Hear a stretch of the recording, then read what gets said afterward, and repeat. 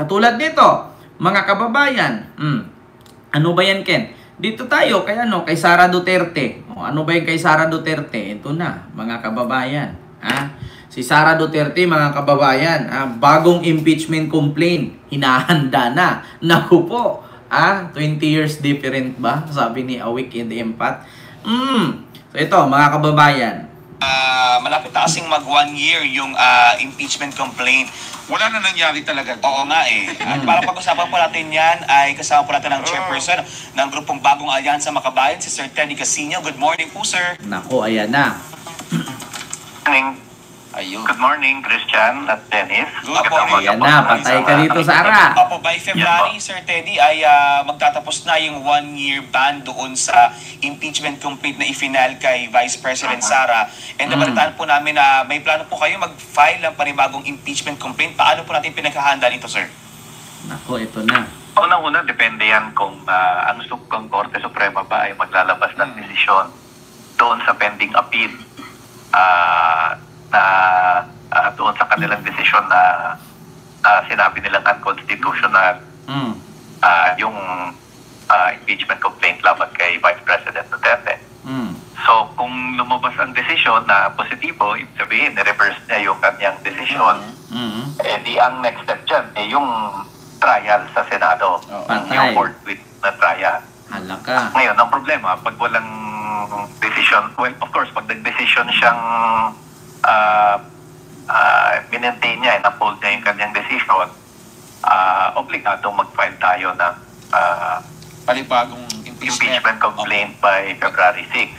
Ngayon, ang question ngayon, kung wala pa rin decision by February 6, pwede ba tayo mag-file? Kasi nga, naka-pending pa yung question sa Korte Suprema. Yan po ang isang kailangan pag-desisyonan. At pinag-uusapan ngayon, yung kanyang senaryo. Kahit nakasabihin, isang taon na eh. Zion Jones, hindi ko po pwedeng iharap. Copyright po ako. Baka tumatakbo pa rin yung oras Kinig ka na lang po. Ayun na nga. So, parang ang isang school of thought yan, kahit wala pang desisyon ng Korte Suprema, mag-file na rin tayo, panigurado. Kasi, kumbaga, objectively, lumipas na yung shutdown. Pero ano po, kaya sa totoo lang, mga kababayan, tinatagal po talaga nila yung motion, no? Para umabot na yung expiry. So, sa madaling salita, mga kababayan, wag na po tayong magtaka na ang Korte Suprema, no, at saka ang tawag dito, Supreme Court ay talagang makadidiis po talaga yan. Ngayon nga, tingnan nyo, grave, anong tawag doon? Abuse of ano daw itong sabi ni Leonen kay PBBM, 'di ba? Grave abuse ba? Hinahabol si PBBM ng grave abuse dahil daw sa pagpirma dito sa pondo daw ng 2025 budget, no? Kaya sa totoo lang, mga kababayan, wag na po tayong magtaka, no? Kung kakamping ang Supreme Court ay talagang hindi to sila papayag na ganyan katagal, mga kababayan, ang impeachment ni Sara. Kaya sa totoo lang, ito ikwento ko sa inyo. Sabi nga ni Percy Lapid, itong nasa Supreme Court dyan, 8 na mga punente dyan, puro yan mga kapraternity ni Digong. Lahat dyan ay appointed by Duterte. Kaya wag na po kayong magtaka, numbers game daw dyan ang nangyari. Kahit alam nilang mali, may utang na loob kasi. Appointed kasi ni Digong yan dyan. 8 ka mga punente, mga kababayan. No?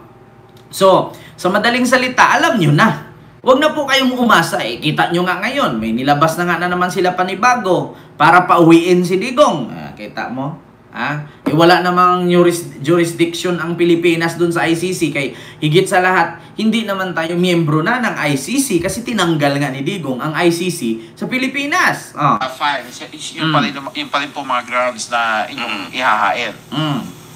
Palagay ko, kasi bitin nga yung nangyari nung nakaraan in fact, na-impeach siya sa mababang kapulungan, pero hindi nagtuloy sa trial. Ang tanong po dito, Teddy, tingin namin, ganun pa rin yung mainly ganun pa rin Same, ang magiging. halos same ang Same pa rin. ilalaman. Oo. Pero ang tanong nga dito, Oo, Sir oo. Teddy, ay may suporta ba yan sa mga ibang kongresista? Makakakuha ba ng suporta?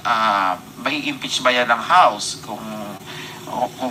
Palagay ko, alam mo, alam mo yung impeachment last year, Si Richard more than Grahilo po. 200 ang pumirma dyan eh. More than the required 1/3. Ang requirement lang naman sa pababang kapulungan yung 1/3 eh. Pero tingin ko kayang abutin yan. Ang problema, may mga requirements, may mga dagdag na mga requirements na nilagay ang Korte Suprema. Ma'am Rosario, hello Na po. nagpapahirap sa proseso ng impeachment. Again, question uli yan. Oo. Opo. Nating sundin yan considering na under appeal pa yung kanyang desisyon. Pero yan yung isang komplikado dyan, yung Pero- mga dagdag na requirement. In the event nga po, sakali po Sir Teddy na may ilabas na desisyon ang Supreme Court bago ang anniversary sa February 6, kumbaga oras na lang ang kalaban natin dyan kasi ang pinangangabahan po ng iba, hindi po ba? Paano kung may mga biglang mag-file? Yeah, may mauna, unahan. Unahan na yung mga ipinapain Yun nila. Na wala lamang laman yung, Oo. yung ipa-file nila para lang masabing merong Ito pa mga kababayan, no? Sa mga magpa-file po ng impeachment complaint laban kay Sara, kailangan ma-alerto po kayo, kailangan mauna po kayo doon. Kasi bakit? Ganito yan eh. Pwedeng gumawa itong kampo ni Sara ng faking complaint. Kasi once na gumawa sila ng, yung alam nyo yung ano, yung panggulo, alam nyo yun?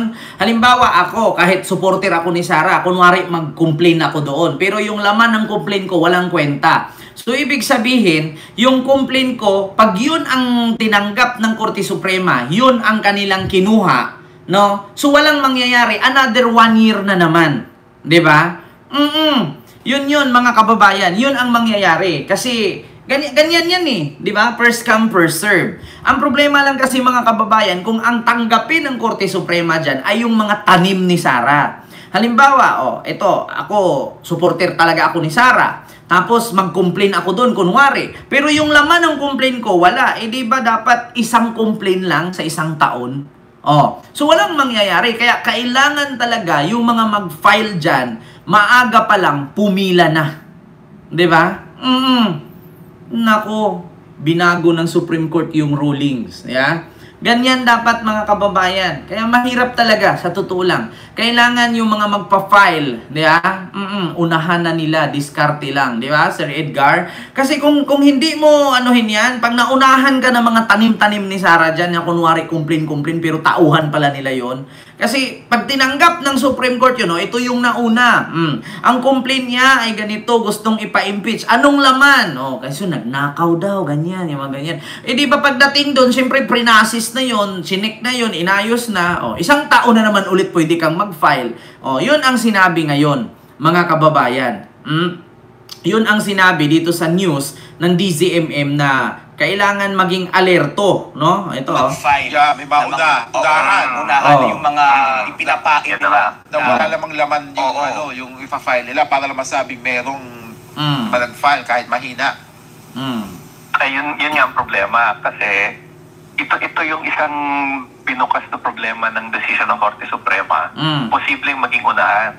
Kasi in essence, ang sabi ng Korte Suprema, ang effect niyan, yung desisyon ng plenaryo na hindi aksyonan yung naunang tatlong complaint is already acting on the complaint at nagsimula na yung 1-year ban. Whereas before, yung 1-year ban magsisimula lang kapag nirefer ng plenaryo yung impeachment complaint sa Committee on di ba, Ma'am Justice. Marites? Ngayon, dito, sabi ng Korte Suprema, dahil hindi nyo nirefer, yun na yung action ninyo and therefore, na-initiate nyo na. So medyo ano yun, nagbubukas ng interpretasyon na unahan lang yan. Kaya nga eh. Pero kayo, sa grupo nyo, nakaready na talaga yung ipa-file nyo. Oo, basically, it will be the same complaint. Kung may madadagdag man dyan siguro, ilang detalye na lang, pero ang grounds kasi namin, particular yung second complaint, nakafocus kami doon sa confidential and intelligence funds. Kasi well documented talaga doon, mismong ang Kamara ang nakakuha ng mga ebidensya resulta ito ng ilang hearing doon sa Committee on Good Government. So mga kababayan, ganito yan. Hindi ko lang sure kung may mag-file ng complaint ngayong February 6 laban kay Sara sa impeachment niya, ay ipapasa pa ba nila sa Kamara tapos pagbutuhan na naman ulit? Or idiretsyo na sa Senado? Kasi pagkakaalam ko mga kababayan, diretsyo na po ito sa Senate kasi meron pong naka-archive doon. So depende na lang yan. Alam nyo mga kababayan, yung naka-archive doon na petition or complaint laban kay Sara sa impeachment ay ang makakapagbukas yata dyan is ang ombudsman. Hala, patay kayo dyan. Mga kababayan. So, yun po yung isa sa mga ano ngayon, mga kababayan. Yun kasing nakabinbin, no, or naka-archive dun sa Senado. Hindi ko sure kung Supreme Court ang makapagbukas niyan or makapagpabuhay or di kaya ang ombudsman. Ang pagkakalam ko, ombudsman makapagbukas yan kung may mag-file. Siguro pagkaalam ko, dadaan muna Supreme Court. Di ko alam kung alin dyan sa dalawang ahensya na yan ang makakapagpabuhay dun sa na-archive, no, na impeachment ni Sara sa Senate. No? Naku po, mga kababayan. Good luck na lang talaga. Sabi nga nila, ipapakulong daw si Sara bago mag 2027 according kay Amy. Kung totoo man yan, alam nyo na. 'Di ba? Ayan. So,